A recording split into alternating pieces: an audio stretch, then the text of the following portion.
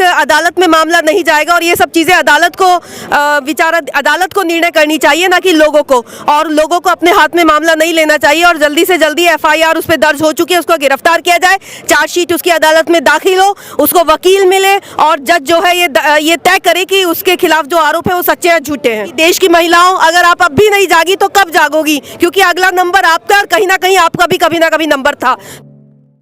नमस्कार, मैं श्रेया गुप्ता, आप देख रहे हैं फोरम 4। आप जैसा कि देख सकते हैं आज हम सोरम जिले में, जहां पर अभी तक सर्व खाप पंचायत होने वाली थी, पहलवानों के मुद्दे से जुड़ी आज एक अहम फैसला होने वाला था। तो आज हमारे साथ कुछ लोग उपस्थित हैं इस सर्व खाप पंचायत में। चलिए जानते हैं उनसे आज क्या हुआ।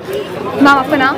मेरा नाम अल्पना भारती है और मैं हैदराबाद से काफ़ी पहले से ही जंतर मंतर पे महिला पहलवानों के साथ धरने में शामिल थी और जब उनका धरना उठा दिया गया तो मैं यहाँ मुजफ्फरनगर में आई हूँ। यहाँ पे भी हमने शांति सेना के माध्यम से महिलाओं का एक ज़बरदस्त धरना प्रदर्शन किया है और आज हम यहाँ इस पंचायत में देखने आए हैं कि महिलाओं के लिए क्या निर्णय लिया जाता है।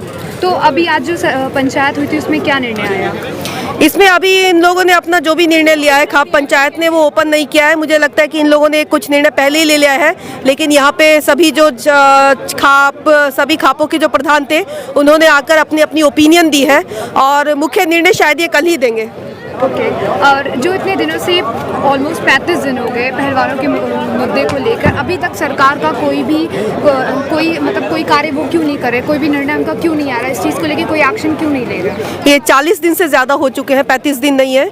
और ये तो जग जाहिर ही है कि ये सरकार की निरंकुशता है, मनमानी है और वो जितने भी जो है वो सिर्फ अमीरों का शासन है। सरकार में भारतीय जनता पार्टी सिर्फ अमीरों की सरकार है, अदानी और अंबानी की सरकार है और उसके लिए किसानों का, मजदूरों का और महिलाओं का, दलितों का, शोषित वर्ग का कोई महत्व नहीं है। तो हम लोगों की आवाज़ कभी नहीं सुनी जाएगी। हम कितने ही लंबे आंदोलन, प्रदर्शन और धरने करते रहे और जिस तरह से महिलाओं को संसद भवन के सामने कुचला गया है, उससे तो ये साफ जाहिर है कि ये सरकार किसकी सरकार है और किसके इशारों पर नाच रही है।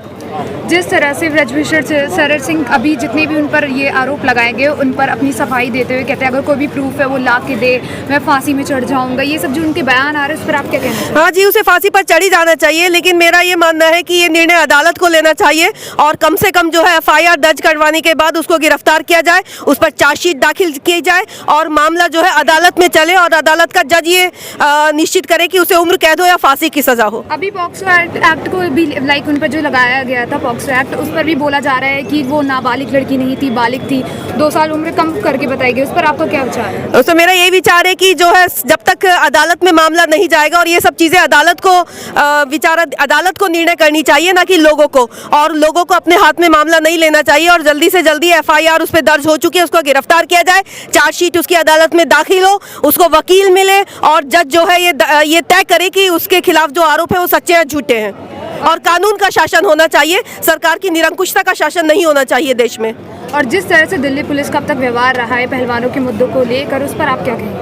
दिल्ली पुलिस का बहुत ही घिनौना व्यवहार रहा है और दिल्ली पुलिस जो है या कोई भी जो सरकारी संस्था है वो सरकार के इशारे पर चलती है और ये दिल्ली पुलिस का नहीं, सीधा सीधा सरकार का घिनौना प्रहार था महिलाओं पे। और मुझे इस आपके मंच के माध्यम से मैं कहना चाहती हूँ कि देश की महिलाओं, अगर आप अब भी नहीं जागी तो कब जागोगी, क्योंकि अगला नंबर आपका और कहीं ना कहीं आपका भी कभी ना कभी नंबर था। तो आप जागिए और आंदोलन में आप आगे आइए, आप बढ़ाइए इस आंदोलन को आगे।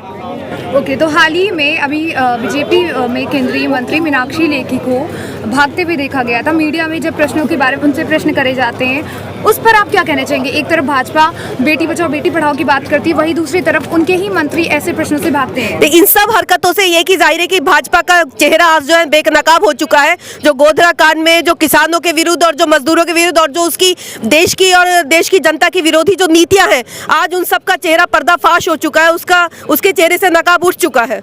और अब हमें जागना चाहिए, खासतौर से महिलाओं को आगे आना चाहिए और जागकर अपने इस देश की बागडोर अपने हाथ में लेनी चाहिए। अच्छा, इस मुद्दे पर अब तक पहले पहलवान जुड़े थे, फिर किसान जुड़े, फिर जवान भी जुड़ गए, इतने समर्थन के बावजूद अभी तक कुछ भी क्यों नहीं हुआ? मुझे लगता है कि जब चीज़ें गहराई से चेंज होंगी, जब जड़ों से उखड़नी होती है कोई चीज़, तो टाइम लेती ही लेती है और ये आंदोलन वही टाइम ले रहा है, वही शक्ति हासिल कर रहा है। और इस बार जो है जड़ों से जो गलत ताकतें हैं, जो तानाशाही ताकतें हैं, उनको जड़ों से उखाड़ फेंका जाएगा। आपको लगता है 2024 का चुनावी मुद्दा बन सकता है ये? बनना चाहिए। तो जिस तरह राजनीतिकरण किया जा रहा है, ऐसा कहा जा रहा है, तब इस पर आप क्या कहेंगे? जो लड़ाई है वो राजनीति वो वोट के द्वारा ही लड़ी जानी चाहिए।